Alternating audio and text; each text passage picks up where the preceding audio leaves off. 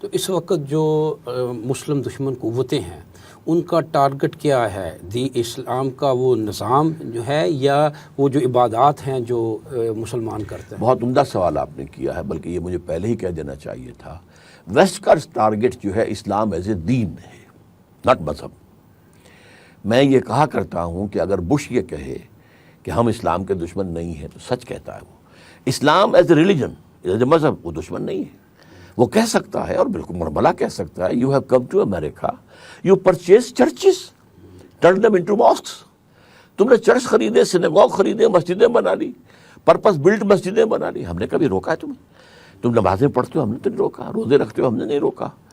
اگر تم روزے رکھتے ہو تو ہم ایک افطار پارٹی وائٹ ہاؤس میں دے دیتے ہیں۔ تمہاری عید ہوتی ہے، عیدین ہوتے ہیں تو ہم یادگاری ٹکٹ ایشو کر دیتے ہیں۔ اور کیا چاہتے ہو؟ مذہب سے ہماری کوئی جنگ نہیں۔ اسی لیے میں نے آپ کو بتایا تھا، رینڈ کارپوریشن نے 4 حصوں میں تقسیم کیا، تو ان میں سے فنڈامنٹلسٹ وہ ہیں جو اسلام کو نظام سمجھتے ہیں، یہ ہمارے دشمن ہیں، نتھنگ ڈوئنگ۔ ان کے ساتھ کوئی بات نہیں ہو سکتی، انہیں تو ہم نے ختم کر کے رہنا ہے۔ اصل میں اسی پس منظر میں سمجھیے کہ 40 برس تک جو کولڈ وار رہی دنیا میں، اور دنیا کے بہترین وسائل و ذرائع جو زمین کے اندر اللہ نے پیدا کیے تھے وہ خرچ ہوئے ہیں آپس کے ایک دوسرے کا مقابلہ کرنے کی تیاری میں، اسلحہ بنانا اور اس کی دوڑ، یہ ساری کیا تھی؟ اس میں کوئی مذہب کا معاملہ تھا ہی نہیں، نظام کا معاملہ تھا۔ وہ یہ ایک طرف تھی western capitalism, interest based capitalism, market economy جس کو وہ کہتے ہیں، اور جس کو لیے اور مختلف الفاظ، consumer society, market economy, interest based banking نظام کی بنیاد کے اوپر پورا نظام معیشت جو ہے۔ اور وہاں وہ تھا کہ وہ انفرادی ملکیت، جو بھی مینز آف پروڈکشن ہے ان کی انفرادی ملکیت ختم۔ ظاہر بات ہے اب سود کا سوال ہی نہیں رہا، سود خود بخود ختم ہو گیا۔ تو اس حوالے سے وہ نظام کی جنگ تھی، اس میں مذہب کا کوئی ایلیمنٹ تھا ہی نہیں سرے سے۔ اب جو ہے انہیں خطرہ ہے اسلام کا۔ اصل میں ان کی جو ذرائع ہیں حالات کے معلوم کرنے کے، وہ ہمارے ذرائع سے بہت زیادہ ہیں۔ ہم اپنے حالات کو دیکھ کر مایوس ہوتے ہیں۔ انہیں نظر آتا ہے کہ ان کے اندر جو ہے وہ اندر ہی اندر ایک لاوا جو ہے وہ کھول رہا ہے۔ وہ جو علامہ اقبال نے کہا تھا ابلیس کی مجلس شورا میں، ابلیس کی زبان سے کہلوایا تھا کہ ہے اگر کوئی خطر مجھ کو تو اس امت سے ہے، اس کی خاکستر میں ہے اب تک شرار آرزو۔ جیسے کہ ایک انگارہ ہوتا ہے، اس کے اوپر جو ہے راکھ آ گئی، اب نظر ہی نہیں آ رہا کہ اس کے اندر آگ بھی ہے، آپ نے غلطی سے ہاتھ اٹھ میں لے لیا تو پتہ چلے گا اس کے اندر تو آگ ہے۔ تو امت مسلمہ کے اندر جو ہے، اس کی روح کے اندر وہ ایک ہے، ایک باغیانہ عنصر ہے، اور یہ عنصر پیدا ہو گیا تھا آزادی کے فوراً بعد۔ جیسے ہی کولونیل جو بساط تھی وہ لپٹنی شروع ہوئی اور مسلمان ممالک آزاد ہوئے، فرام انڈونیشیا ٹو موراکو، تو انہیں یہ احساس ہوا بھائی ہمارا بھی ایک نظام تھا، ان کا نظام ہے، ہمارا بھی نظام تھا، ان کا کرمنل لا ہے، ہمارا بھی کرمنل لا تھا، ان کا سول لا ہے، ہمارا بھی سول لا تھا، تو ہم اس کو قائم کریں۔ تو یہ جذبہ فوری طور پر جیسے ہی کولونیل بستر لپٹا ہے پورے عالم اسلام میں پیدا ہوا۔ چنانچہ مظلومی party of Indonesia, Jamaat Islami of Indo Pakistan subcontinent, فدائیین آف ایران، الاخوان المسلمون آف عرب ورلڈ، یہ تحریکیں اٹھی۔ لیکن افسوس یہ ہے کہ وہ میتھڈولوجی کے معاملے میں مار کھا گئی۔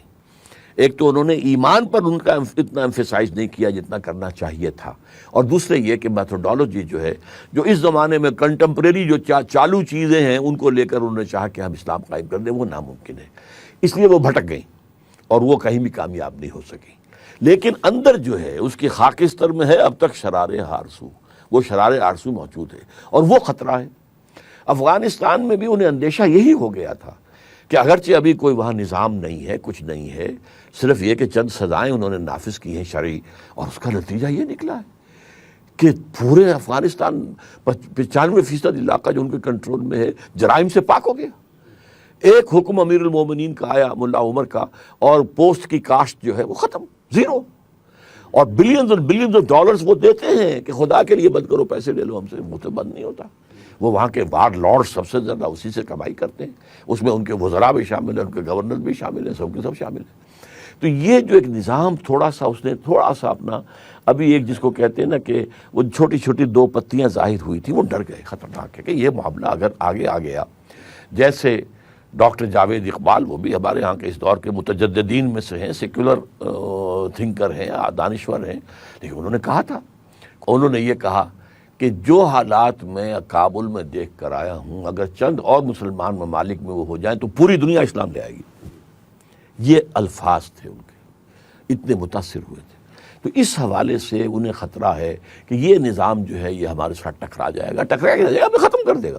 اگر اس کی جھلک بھی دنیا نے دیکھ لی کہیں کسی سائزیبل ملک میں تو ہمارا نظام ختم ہو جائے گا. جیسے کہ آتا ہے حدیث میں کہ حضرت مسیح کی بینائی جہاں تک پہنچے گی، آپ کی آنکھوں کی نگاہ جہاں تک جائے گی، یہودی پگھلتے چلے جائیں گے.